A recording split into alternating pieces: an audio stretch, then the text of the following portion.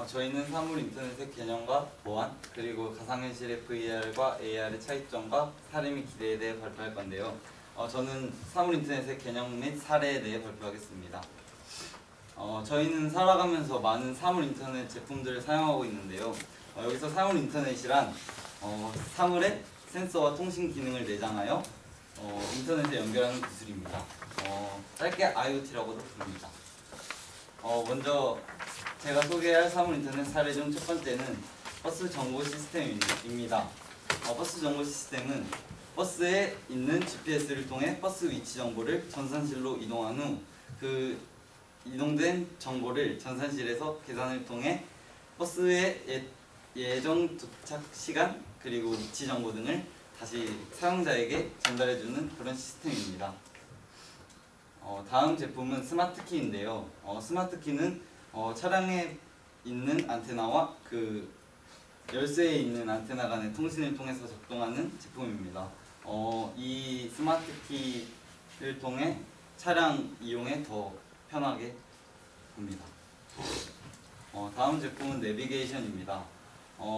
내비게이션을 통해 앞으로의 차량이 정체가 될 것인지 그리고 도로의 혼잡 상황 등을 확인하여 사용자에게 알려줍니다. 그 밖에도 이렇게 많은 기능들이 있습니다.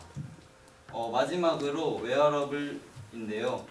웨어러블 장치에 부착된 센서로 사용자의 심박수, 외부 활동, 감정 상태 등을 확인하여 사용자에게 알려줍니다. 그 밖에도 재해가 발생했을 때 이 웨어러블을 장착한 사람에게 안전한 피난 경로로 유도도 하는 기능도 있습니다. 네, 그러면 앞서 말했던 기술들의 보안 상태는 어떨까요? IDC에서 제공하는 자료에 의하면 2014년부터 2020년까지 전 세계에 보급될 사물 인터넷 단말 개수는 11,000대에서 28,000대로 2배 이상 증가될 것이라고 예상되고 있습니다. 그래서 통신 접속과 데이터 확보 및 처리 기술이 가능한 사물 인터넷 제품은 사이버 공격의 대상이 되기도 하는데요. 현재 사물 인터넷 기술은 고도의 보안 솔루션을 도입하기 어려우며 외부에서 해킹 사실을 확인할 수 없으며 마지막으로 복잡한 네트워크 구조로 인해 다양한 침투 경로가 있다는 단점이 있습니다. 그래서 이는 곧 이용자의 사생활 침해까지 이어갈 수 있는데요. 원래대로라면 사용자의 전력 소비량을 실시간으로 관리해주는 스마트 미터는 어쩌면 시간대별로 사용자의 생활 양태를 확인할 수 있는 도구로 악용이 될 수 있는 것입니다. 이에 미래창조부에서는 3가지 사물 인터넷 보안 전략을 세웠는데요. 첫 번째는 보안 내재화된 기반 확립입니다. 사물 인터넷 산업을 7가지 분야로 나눔으로써 각 분야별로 공통적인 보안 원칙을 세우는 것이죠. 두 번째는 보안 선도 기술을 개발하는 것인데요. 침입 및 탐지 및 대응 시스템 이런 사물 인터넷 기반 보안 운영 체제를 개발하고 마지막으로 사물 인터넷 보안 우수 기업을 발굴함으로써 보안 산업 경쟁력을 강화할 수 있습니다. 이 3가지 전략을 통해서 우리 이용자들이 사물 인터넷 제품을 사용하는데 안전적이고 사생활 침해의 위험에서 벗어날 수 있는 생활을 할 수 있을 것이라 예상이 됩니다. VR과 AR, 달 낯익은 용어인데요. 이들의 차이점은 뭘까요? VR, 특수장비 활용의 현실이 아닌 가상 공간 체험형 기술입니다. 이때 사용자는 현실 공간이 아니라 다른 가상 세계에 있다고 생각하게 됩니다. AR은 VR과 달리 현실을 기반으로 가상 요소가 추가되었다고 생각하시면 됩니다. VR은 흔히 그 시야를 가리는 VR 기기를 착용해서 가상실을 체험하게 되고 AR은 카메라에 찍힌 화면에 가상의 정보를 부과해서 상자에게 보여주는 형태가 대부분입니다. 예술은 포켓몬고를 생각하시면 됩니다. 요약하면 무언가 기회를 써서 현실과 차단되는 것은 VR, 현실을 기반으로 가상 요소가 추가된 것을 AR이라고 합니다. 그렇다면 이런 VR과 AR이 현실에서는 어떻게 사용되고 있는지 알아볼까요? 다음과 같은 분야에서 알아보도록 하겠습니다. 먼저 오락과 엔터테인먼트 부분입니다. 얼마 전 성황리에 마쳤던 평창올림픽 다들 즐겁게 개막식을 보셨나요? 네.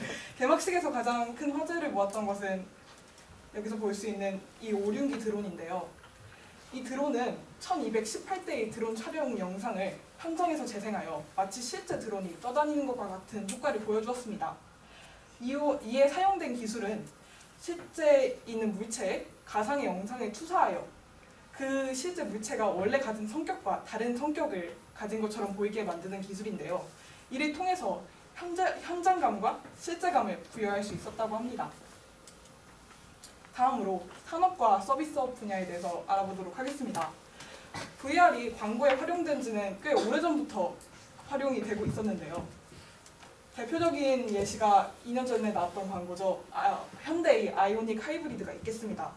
이 광고에서는 사용자가 스마트폰 영상을 움직이는 것만으로도 차량에서 원하는 부분의 내부, 외부, 원하는 위치 등을 확인할 수 있었습니다. 이를 통해서 소비자들에게 평소엔 할 수 없었던 새로운 경험을 제공해 주었으면서 또 긍정적인 여론을 이끌어내기도 하였습니다. 또 다른 예시로는 이케아의 가상현실 서비스를 들 수 있겠습니다. 주방 가구 체험 증대를 위한 가상현실 서비스였는데요. 사용자가 직접 자기 거실에 배치할 가구들을 검토하는 과정에서 그 검토에 들어가는 에너지를 훨씬 적게, 그러니까 검토를 쉽게 할 수 있었다는 점에서 굉장히 긍정적인 역할을 수행했다고 볼 수 있겠습니다. 다음으로 교육과 미디어 분야에 대해서 알아보도록 하겠습니다. 구글에서 제공해주는 서비스인 구글 익스피디션은 학생들이 평소에는 쉽게 갈 수 없는 장소, 이를테면 갈라파고스라든지 만리장성이라든지 등의 장소를 학생들이 VR 기기를 착용함으로써 쉽게 체험할 수 있도록 하는 것이었는데요. 작년에는 이런 VR뿐만 아니라 증강현실 또한 교육 현장에 도입하여 교육에 대한 새로운 패러다임을 제공해주기도 하였습니다. 또한 구글뿐만 아니라 다음과 같은 서비스들 역시 학생들에게 그 VR과 증강현실을 활용한 콘텐츠들을 제공해 주었는데요. 이러한 교육 콘텐츠는 학생들의 집중력을 향상시키고 또 교육에 대한 흥미를 돋우는 효과를 보였다고 합니다. 그렇다면 VR과 AR, 앞으로의 기술 동향은 어떠할까요? 우선 시청각을 가상으로 느끼게 하는 출력 인터페이스 기술, 또 기기가 사용자와 공간을 인지하는 입력 인터페이스 기술, 또 콘텐츠 개발에 필요한 SW 저작 도구 등의 통합적인 발전이 필요하다고 사료되는 바입니다. 특히 입력 인터페이스 기술의 경우에는 AR의 경우 음성인식, VR의 경우 동작인식을 중심으로 하여 멀티모달 인터페이스가 현재 구현되고 있다고 합니다.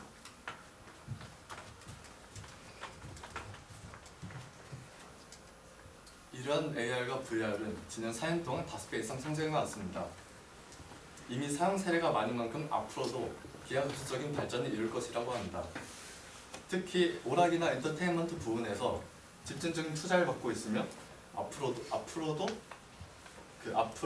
특히 게임에서는 대중적인 관심 받으면 확산될 것이라고 합니다. 앞으로도 오락이나 엔터테인먼트 부분이 가장 큰 비율을 차지할 것이라고 기대되고 있습니다. 다만 유통이나 교육 그리고 이와 같은 다른 분야들의 비율이 좀 더 높아질 것이라고 합니다. MR, 즉 복합현실은 VR의 단점과 AR의 단점을 극복한 궁극적 목표라고 할 수 있습니다. VR은 몰입감은 높지만 기를 착용해야 하기 때문에 약간 불편함이 있고, 그리고 사용자가 보고 있는 것을 다른 사용자들과 함께 공유하기 쉽지 않습니다. AR은 한 화면을 통해서 많은 사람들이 동시에 같은 것을 공유할 수 있지만 이게 VR보다 현실감이 많이 떨어진 편입니다.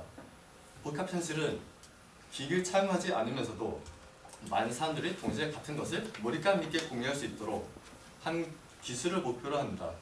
이러한 MR은 아직 개발 중이며 홀로그램을 이용한 방법을 중심으로 연구되고 있습니다. 감사합니다.